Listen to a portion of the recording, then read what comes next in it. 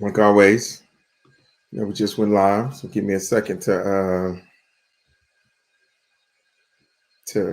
share the stream, and we'll get into the class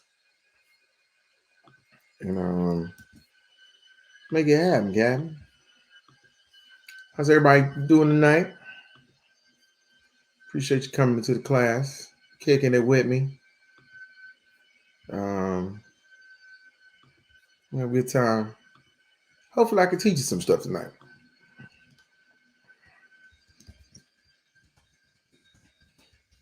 Mhm.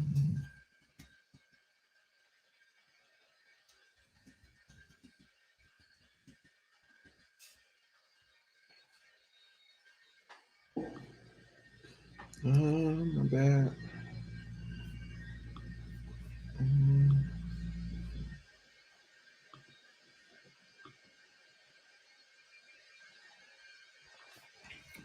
All right, still posting. Give me a second. Give me a second.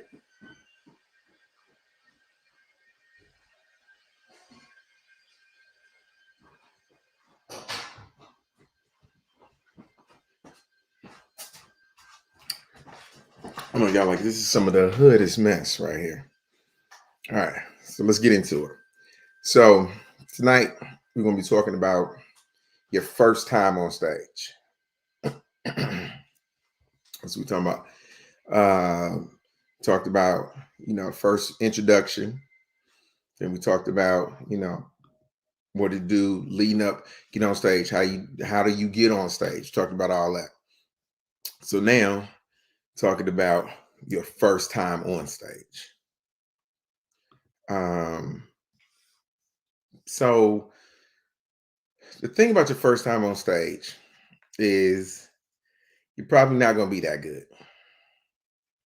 And not that you're not funny, and not that you can't be funny, but you're probably not going to be that good because you don't know how to do comedy.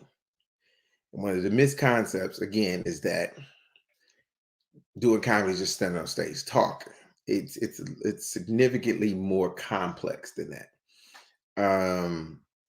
And if you're not able to or don't want to pick up on the nuances and the small little things about it, then you're not going to be able to do it effectively. Now let's cover some of the little small stuff. And we're picking up right now from the standpoint of you've already got to the club because we talked about last week. We talked about how to pick a club or how to find out where to do stand up and all that. We covered all of that. So now we're at the point to where we get ready to get on stage. You're at the room or you're at the comedy club and you're getting ready to get on stage. That's where we're at right now. And you just walked in the door of the club or the comedy club. Now what do you do? That's where we at. All right. So the first thing you need to do is find out how this particular open mic night is ran. Do they have a host? Is it comic driven? And what I mean by that is, for example, a comic driven open mic night is like when I started doing comedy. I was in Arizona, and the way that we would do it is it would be a list. You'd sign up for open mic night, and you would perform, and then the list would be taped to the stool. And once you finish your time, you would introduce the next comedian coming to the stage. So that was how we did that. Or you can actually have a host who is performing slash and introducing the comics. So just depends again, depends on the time. So if you are performing or doing open mic night in a place that happens to have a host, then what you want to do is you want to go to the host. Now I'm gonna pause right there. And you go to the host gonna say, okay, you want to go on? What's your name? This is a point of contention with some veteran comics because a lot of comics think that you have to have this creative name or You want to have this name that stands out, that is different. So comics come up with these names, that sound like they rappers or performers in a vaudeville comedy show or something. Your name does not have to be unique. Your name in itself could be unique. It doesn't necessarily have to even be. You can find other ways to make your name unique. Like if your name is Tom, spell it with two M's. Um, if that's what you want to do, spell it Tom. Put the line over the O to make the. I don't know. It's a million different ways to do that without having necessarily to be calling yourself uh, Big Daddy killing them at the top of the game. You know what I'm saying? What MC want to say all of that? No, nobody wants to say all of that. And think about it like this: from a professional standpoint, no comic, no comedian that has one of these colorful names, uh, they don't typically make it. Very few comedians who have these crazy, crazy names make it. Now, have some made it without a doubt, but they're unique cases and unique circumstances, like Carrot Top, Sinbad. So I don't want to make it seem like it doesn't happen or it can't happen, because it does and it can. But out of the hundreds of thousands of comedians who do comedy, and we can only probably pick four who have colorful names who have made it. That lets you know, statistically speaking, it's probably not in your best interest to have a weirdo name. So just know that. And I've trust me, I've heard some crazy, crazy names, whatever. And also you want your name to be rememberable. If you have a name that is not necessarily in line with the typical, don't think that just because your name is unique, somehow it is magically going to be rememberable. It actually might be the opposite. Your name may be hard to remember because you have gone out of your way trying to be so creative and so different. And now people can't remember it because your name is doing too much. Uh, if you from Jacksonville, or not let me not even say Jackson. If you from Dallas and your name is Funny Man Big D from D Town, who that's a whole sentence. Nobody's remembering the sentence. No, nobody's doing that. So if your name is Dalvin, go on stage as Dalvin. If your name is Frank, go on stage as Frank. If your name is Bartholomew, then you pick you a different name. Don't go on stage as Bartholomew. Don't do that. All right, so you go to the MC and you tell him what your name is. They're going to put your name on the list. Now, remember this: you're not the only person there trying to get on stage. Remember that open mic is not just for new comedians. It's for veterans who also want to work out new material. So typically there's a pecking order on open mic nights. And that pecking order, veterans get prime slots. Comics who are established get prime spots. So if you come in and you sign a list and you number 2, and then veteran comic comes on after walks in the club in the middle of comedian number 1 performing and wants to go on stage, he or she's going to go on stage before you. Now, while they're on stage, if 3 more veteran comics come in, they may go on before you. Now, is that to say that veteran comics are just going to come Debo to open mic night? No, because if there is an MC is going to know that he or she should definitely put up some newer comics. But what they're going to do for continuity of the show, they're going to mix those new comedians in with those veteran comics. So that's what they're going to do. So when they start to mix them in, what's going to happen is some of the new comics, they're not going to make it. You're not going to get up. It just is what it is. There's a pecking order. Now, somebody might say, well, that's not fair. That's not right. Hold hold your horse. Another reason for that is the fact that every week there are 10 to 12 people on open mic night telling me they want to be a comedian for multitudes. It's a dare. People at work been telling them they funny, and so they just come. So stage time is very precious. It is a coveted thing. You go some places and stage time, quality stage time is scarce. Places like LA, quality stage time in LA is very hard to come by. So people don't just give out stage time all just haphazardly. So because stage time is so precious, they want to give it to comedians who really want to do it or veteran comedians who are working out material because they want to give the stage time to people who are going to maximize and take full advantage of said stage time. If you have an extra 5 minutes, do you want to give it to a comedian who has been here every week and hadn't gotten a chance to go up because veterans have come in? Or do you want to give it to the drunk dude who went up simply because his friends dared him to go on stage?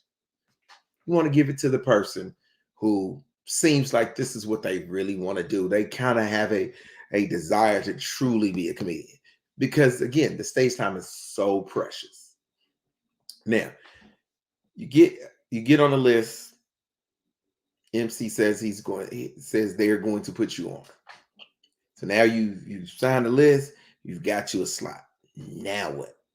Now you gotta go on stage. Now, remember, going on stage, it can be scary or it cannot be scary. It's all contingent upon your personality, how you get down, how you believe things. But one of the things that you can do is make sure that what you decide you want to talk about is something you want to talk about. Because if it's something you want to talk about, then the likelihood that you're going to put energy and emotion behind it increases exponentially because you care about it. So it's easy to deliver content that you truly care about than it is some content that you're saying because you think is going to be funny. It's two different ball games because sometimes what you think is funny will let you down, and then what you think is funny lets you down. Now you just feel like you're just out there twisting in the wind.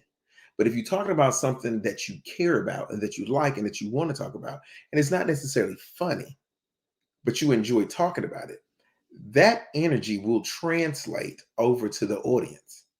Because if you talk about it with passion and it's interesting, it's going to be interesting to them. Because sometimes when you first start out, you don't necessarily get laughs. You may or may not get laughs. Sometimes you may get some, oh, okay, okay. And if you can get that piece of it, then you have the foundation for what potentially can be a great joke or a very good joke because it's interesting. And that's what you want first. Black educate. Niger, how do you write a joke? Okay. Different people's process is different. So I was going to get to that tonight. That's because we're talking about actually getting on stage for the first time. Your Everybody's process is different. So the way everybody's writes isn't going to be the same. Some people is, some people isn't. I think jokes are typically put together three different ways. You have people who actually sit down and write jokes. I have a friend named Pat Brown. Pat Brown, funny comedian. She's in New York, originally from Kansas City. She writes for Steve Harvey. She's written for the ESPYs. So funny woman. But Pat is a writer. She sits down and literally writes out every one of her jokes, word for word, verbatim. Then you have some people who are ramblers. I like to call ramblers. I am a rambler. What ramblers do is we go on stage and we just talk, and we talk ourselves into the funny. We have a concept that we think is funny or interesting, and we go on stage and we talk about that concept. We throw it out there because we're naturally funny. There are going to be some funny parts to it. There are going to be some semi-funny parts. There's going to be some parts that may not be funny. But we talk fast enough and randomly enough to where we can make whatever we're talking about at least interesting. and we ramble and we talk long enough to find the funny in that. Example of ramblers: Dave Chappelle's a rambler.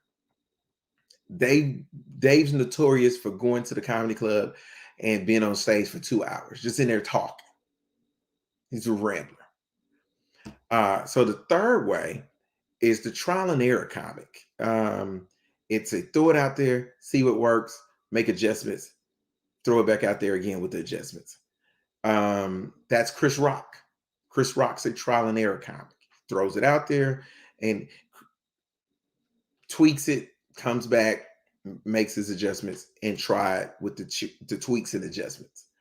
Nobody's way is better or worse than anybody else's. In comedy, they call that your process. I always talk about these terms that we use in the comedy world. Process. What is your process? Everybody's writing process is different. It's what's comfortable for you. Whatever your process is, it should be the process that makes it most palatable for you to create. Whatever that is. Again, I personally can't sit down and just write every joke out. That's not how my brain works. That's not how I get to my funny. Some people don't like me, like I said, consider myself to be a rambler. Some people don't like that because of the lack of structure and the high likelihood of failure that comes with the rambling. Because rambling, you have to throw stuff out there. You have to be fearless to ramble. You got to be fearless because you just talking. You fly. You know your beginning and you know your end, but you know none of the middle. That's what ramblers do. We know where we want to go. We know what we know what our start is going to be. So we decide we want to talk about frying chicken. We know we want to talk about frying chicken, and we know we want to talk about frying it on the stove. That's the crescendo. But how do we get from saying I want to talk about chicken and getting the chicken on the stove? You gotta put it out there. And then you got I different styles bring different things to the table. Like I would love to be like Chris Rock. I had the pleasure of working with Chris Rock years ago when he was getting ready for his special. And when I tell you Chris works like a professional NFL team or like or like a football team when he does content. Chris, what I watched Chris do, he had 3 shows. So he went up the first show, and he has his writer. So what he did was he recorded the first show. Then after the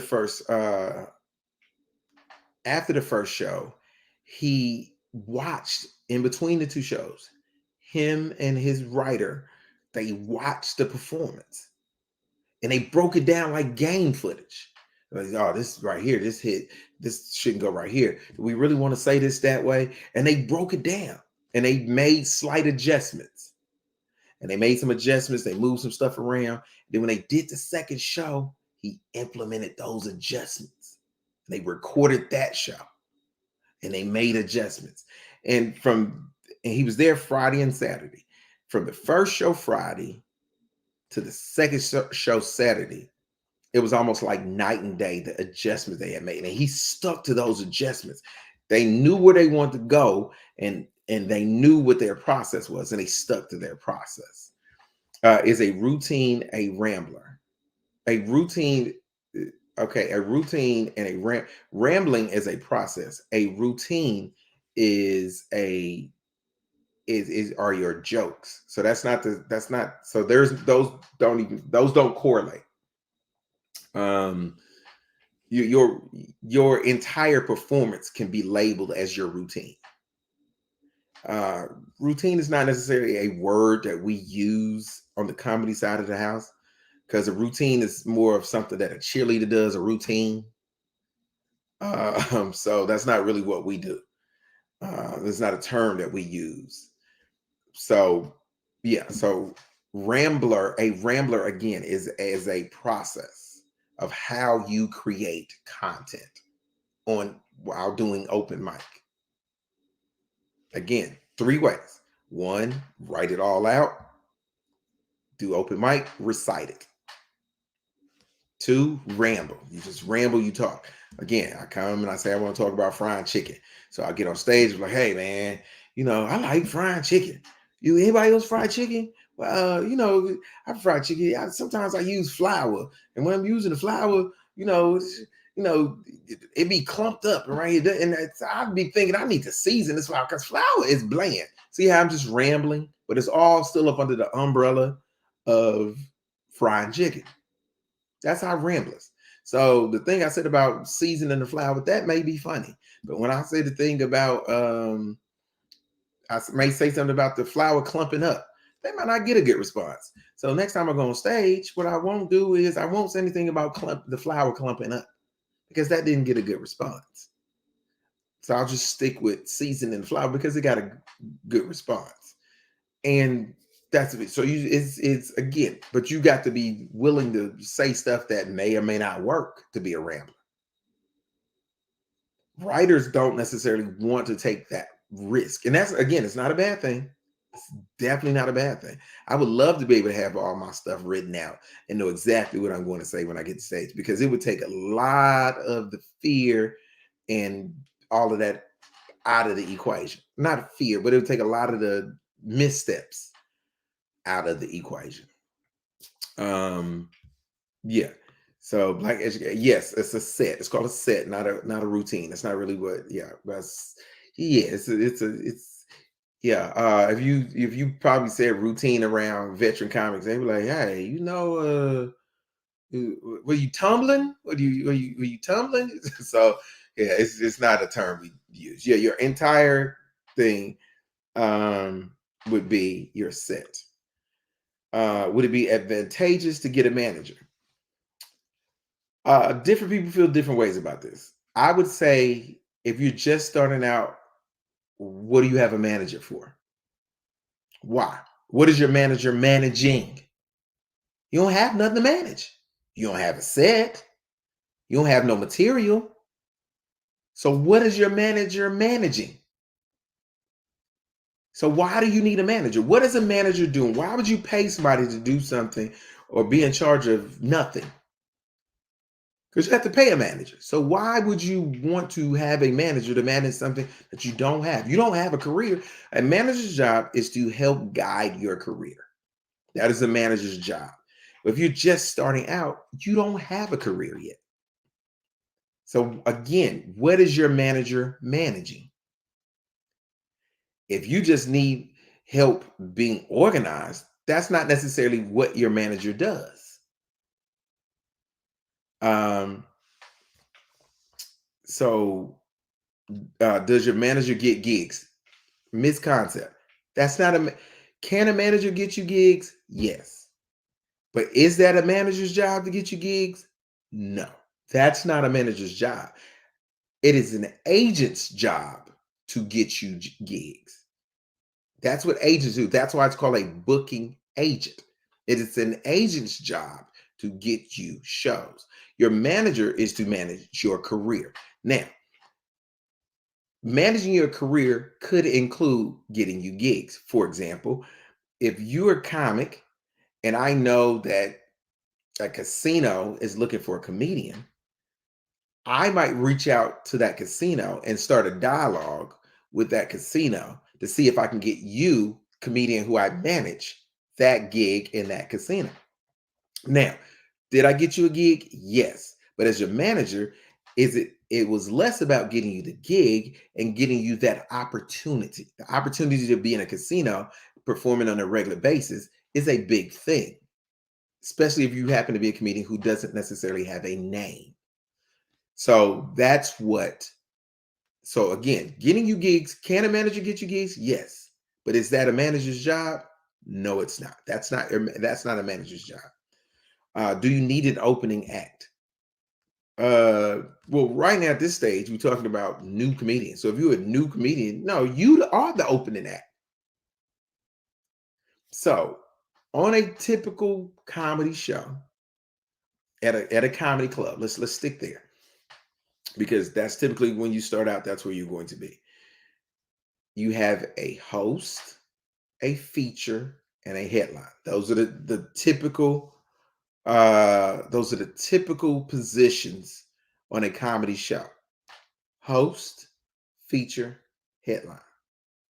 Host goes out first, feature goes up in the middle, headliner closes out, it goes at the end, closes out the show.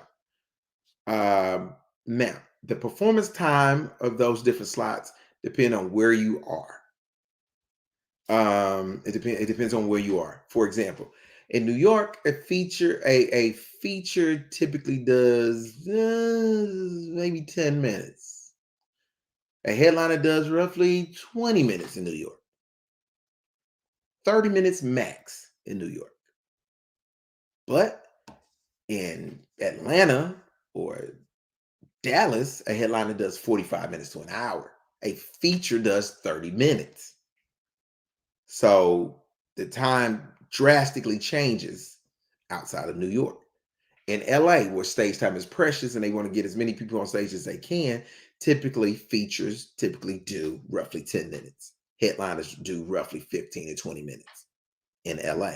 So it kind of mimics New York, again, because the stage time is precious and it's very limited stage time in those two cities.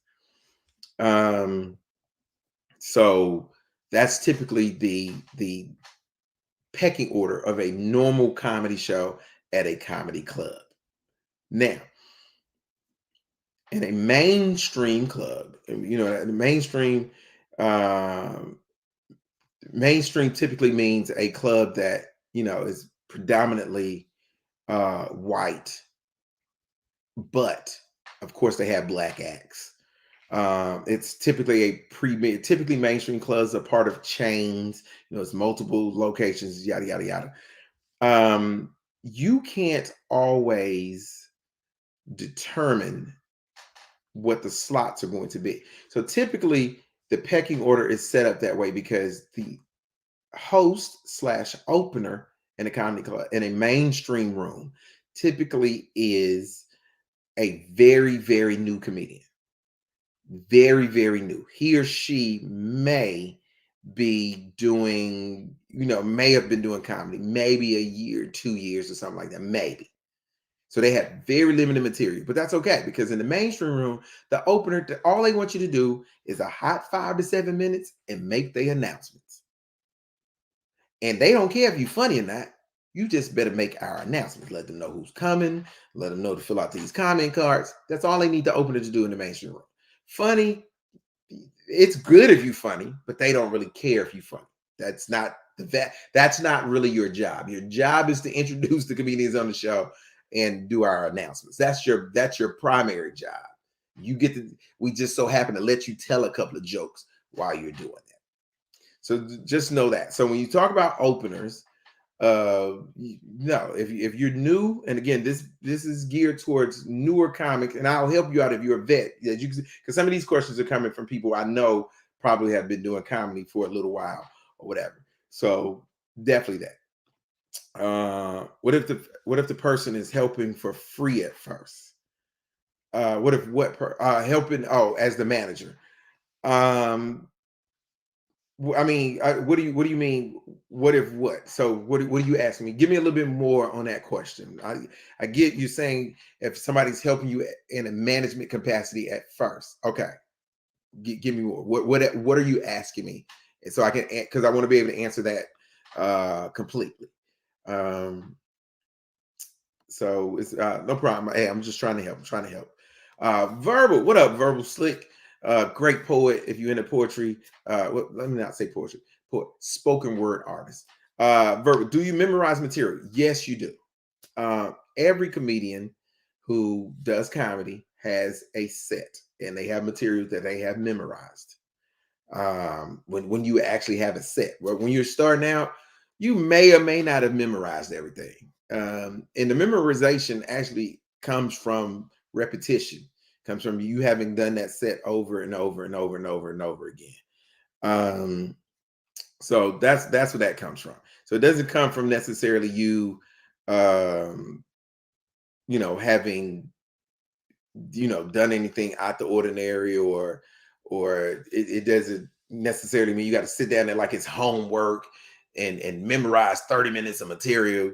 Yeah, it doesn't really work that way, because by the time you get that amount of material, you've done it so long and it's been a growing process that you've learned it and you memorize it because you've done it so many times and so many different ways, so many different variations in front of so many different crowds. So it's easy to remember 30 minutes of content because you've been doing it for so long. But when you first start out, you only getting 5 to 7 minutes. So that's not a whole lot of content to remember. If you actually have something to talk about, if 5 to 7 minutes goes through, well, actually more like 3 to 5 minutes, that 3 to 5 minutes go like this. It goes super duper fast. But if you bombing, it seems like it's taking forever. So, all right, so we were talking about your first time on stage. So now we went to getting going to the club, getting your name on the list, getting on stage. Remember, I said talk about something you want to talk about. Definitely talk about something you want to talk about because you can put your energy, and you'll definitely have you're going to, there will be energy behind it, and there'll also be compassion behind it because you care about what you're talking about. So it is definitely going to happen that way.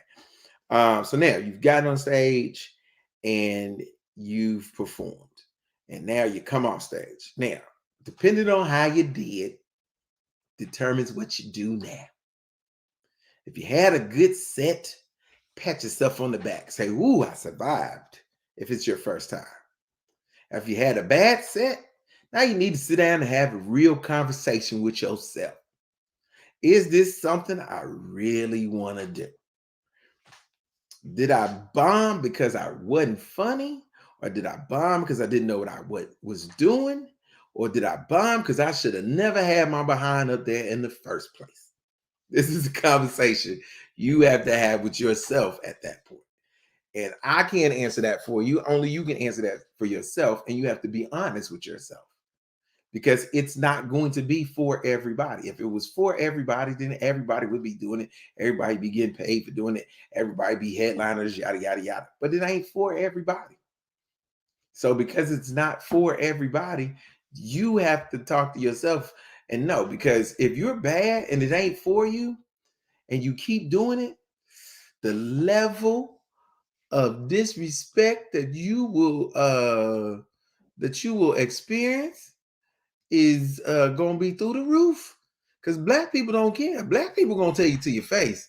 Black people come up to you after the show. You'll be standing with two other comedians, and you was bad, and the other two was funny. They be like, "You was funny, or you was hilarious." You need to keep working. They'll tell you that to your face. They don't care. So, first time on stage, I should have at least 10 minutes. No, your first time on stage, you should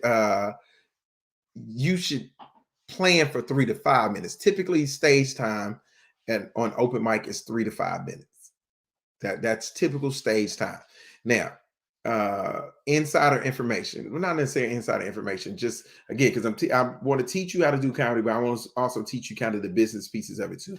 The reason why comics work in 3, 5, and 7 minute increments is because that's TV time. Typically, when you see a comedian performing on television, it's for 3, 5 to 7 minutes. We see them on the Tonight Show, Jimmy Kimmel, anything like that. They're typically performing again for 3, 5, or 7 minutes. That's why open mics are kind of built around that time structure, because everything's geared towards getting on TV, getting to the next level. That's what. So should you have 10 minutes, Zeri? No, because you're probably not gonna get a chance. You're not gonna get a chance to do it all. You're not gonna get a chance to do it. So if you got 10 minutes, nobody cares. You're not gonna three. If you get 7 minutes, 3 minutes of that's gonna be wasted. And if you brand spanking new and nobody knows you, your time is most likely gonna be closer to the 3 minute mark than it is the 7 minute mark, just because they don't know you. And if you're bad, it might be 2 minutes. So yeah, you don't, yeah, don't. So don't necessarily don't get so caught up on being on stage a long period of time, because you're not going to get a long time on stage, not on open mics, unless you're a veteran. Larry says, if someone that's new making a little money but not a lot, would it be good if someone managed for free in the beginning and have an agreement for a percentage if money and name grow. If something like that is something like that a good idea. Okay, managers make a percentage anyway. Typically, managers make 10 to 15%, contingent upon the artist, the manager, and the state that you're in. Some states cap how much a manager is allowed to be paid, but typically managers make a percentage of income and or a percentage of um, opportunity. And that's the same thing with agents. Typically, agents make 10 to 15% of your pay, whatever that is. Um, Certain places like LA, it is illegal to be a manager and an agent for the same person. It is illegal. It is considered. It is called double dipping, and it is illegal to double dip. So it is illegal for you to be my manager and my agent in LA. So you get 10% off the gig and another 15% as the agent. Now you've taken 25% of my pay, but you're the same person and really did just one job. So, um, so is it a good idea to do that? No. I mean, if you want to help somebody out, I would say help them out if you have the opportunity. But I would always say this: if you consider yourself to be wanting to be deal with somebody from a management perspective, you have to ask yourself, what added value do you bring to the table? Um, and that's what a manager has to do. A manager has to bring added value. Your manager should be able to do something for you that you can't do. Typically, great managers have great relationships with industry people, whatever industry that is. And that is how that manager is able to create opportunities because he or she has these great relationships. So typically, managers know booking agents for the Tonight Show, or they know booking agents for comedy clubs, and they have relationships with these people, and they're able to reach out and say, "Hey, I'm trying to get my client into your club." You know what I'm saying? Or I'm trying to get my client an audition for this movie. You know what I'm saying? Or or they sit down and they talk to investor. Hey, we're thinking about doing a special. Would you like, let's sit down and talk about you being one of the primary investors for this Netflix special that we want to do. So those are the things that your manager does. So if you're a person, and that's all contingent upon the person, because if I am a new comedian and I don't have a career yet, but you don't know how to be a manager either, some people say, "Hey, let's do this and let's grow together." So some people do that. Now, I've never seen that work or last long term, but I have seen it work short term. So, is that a possibility? Is that something that you can do? Without a doubt. But again, I've never seen it last for an extended period of time. All right, it's 38 after. All right, any more questions? Let me finish off the instructional piece. So you've gone on stage now. You come out whether you get it bad or whatever. Now, couple of notes while on stage. If you've never been on stage before, you may or may not know. How do I know my 3 to 5 minutes up? There's this thing called the light. Somewhere in the club, there will be someone or something flashing a light. Typically, it's a flashlight or or some comedy clubs have a light that's mounted to the wall. And when your time is up, that light will come on. And so they'll say, look for the light. The light is on the wall. So when you see that light is up, come on, your time is up. Typically, clubs give you a minute wrap up light. So when you see the light, you roughly have a minute to wrap up and get off stage. So if they're giving you 3 minutes, then you're going to get the light at 2 minutes. If they're giving you 5 minutes, you're going to get the light at 4 minutes. Typically, that's usually the rule of thumb, roughly a minute to wrap up a joke. So let me say this.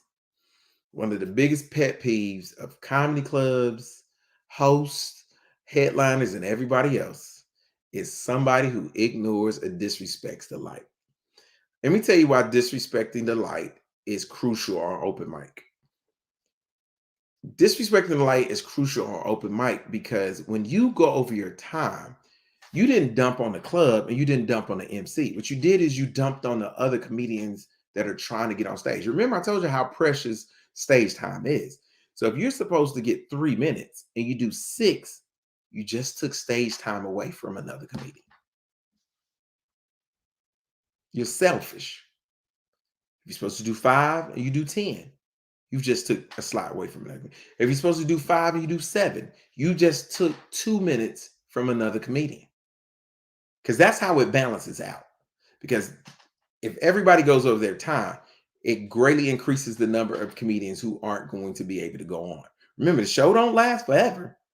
The shows don't last till everybody get on stage. That's not how this works. There's a window of opportunity. And that window of opportunity is going to happen. So the show may be from 8 to 10 or 8 to 9:30. Typically shows last roughly, hour and a half, sometimes 2 hours. Anything more than 2 hours is considered to be a long show. And 2 hours is actually considered to be a long show. So if you blow through the light, you've taken time from other comics. So don't do that. Just point blank, simple. Don't blow past the light. So that's what lets you know when your time is up. Come off stage. I always say it's always a good idea to talk to other open micers. Not necessarily for advice, because the blind can't lead the blind. But talk to open micers if y'all could hook up together and help each other write, help each other work on material, help each other bounce ideas back and forth. That's always a good idea for new comics, especially if you're in a city where you don't have veteran comics who truly can help you structure a joke and all that stuff right here. Because if you can work with another new comic, and at a minimum, you guys help each other keep coming up with new ideas or help, and you start to know, hey, when you say so and so, do you notice that the crowd moans when you say that? Because sometimes when you're on new comics, when they're on stage, they can't hear the audience because the adrenaline is flowing and you so caught up in trying to remember what you want to say next. So you don't necessarily hear crowd response. So it's always a good thing if you have another comedian that you can talk to, that you're cool with, that you guys can watch each other and they can give you that feedback for, at minimum, that type of thing. They might not necessarily be able to help you do new material or how to structure a joke, because both of y'all knew. So neither one of y'all know how to do that. But again, you don't have to be a rocket scientist to say, hey, when you said that thing about the puppies, the whole energy in the room changed. Yeah, they can tell you that. So, all right, 43 after. So we got 2 more minutes before I get up out of here. Any more questions before I get up out of here? Again, the platform is open. If you got a set that's online and you want me to watch it right here, we watch it. Everybody else going to watch it and give you some legitimate feedback for your set. You just got to let me know. DM me, say, Lab, next week, I want to go over my set. I want you to go over my set with me. All you got to do is DM me. Hit me up in a DM. Now, remember, the classes are typically on Mondays, but I had an event yesterday, so that's why I'm doing it tonight. So typically on Mondays, 9 p.m. Eastern Standard Time. Mondays, 9 p.m. Eastern Standard Time. That is the time. Mondays, 9 p.m. Eastern Standard Time. So definitely do that. 9 p.m. Eastern Standard Time. Again, 9 p.m. Eastern Standard Time on Mondays. That is when we do it. One of the reasons why I pick Mondays, because typically comedians, we don't have shows on Mondays. We typically, even if you're a working comic, typically you're just coming back from out of town on Mondays. So it's a off day. Even if you have a regular job, typically you are, free Monday evenings. Clubs ain't open, all this good little stuff. So, all right. So we got 44, 40, 25. We got 1 minute. Questions. Speak there forever. Hold your peace. Also, tell people that know somebody. If you on here, you're open micer, and you other open micers like, yo, dude, we need some help. I'm here for it. You can't. I created this so comedians in cities who don't have veteran comics to lean on to ask questions and all that stuff right here. This is your platform for that. This is your opportunity to ask. and your opportunity to get your questions answered and all the stuff right here. Not somebody judging you. All that ain't I ain't here for that. I don't care whether you funny or you not funny. That's because I'm not here to. I ain't here to. I'm not here to help you get funny. What I'm here to help you is with your craft. And if your craft gets good, then you'll get funny if you are funny. It's that simple. If you get good at, if you are funny and you get good at the craft, everything will work itself out. I don't have to tell you you funny or say you not funny. So that's it. All right. So next Monday, back at it. Next Monday, 9 p.m. Eastern Standard Time. Tell somebody that knows somebody with a computer. We're gonna be here. Let's get it in. I'm gonna see y'all. DM me if you want your set looked at. Let me know.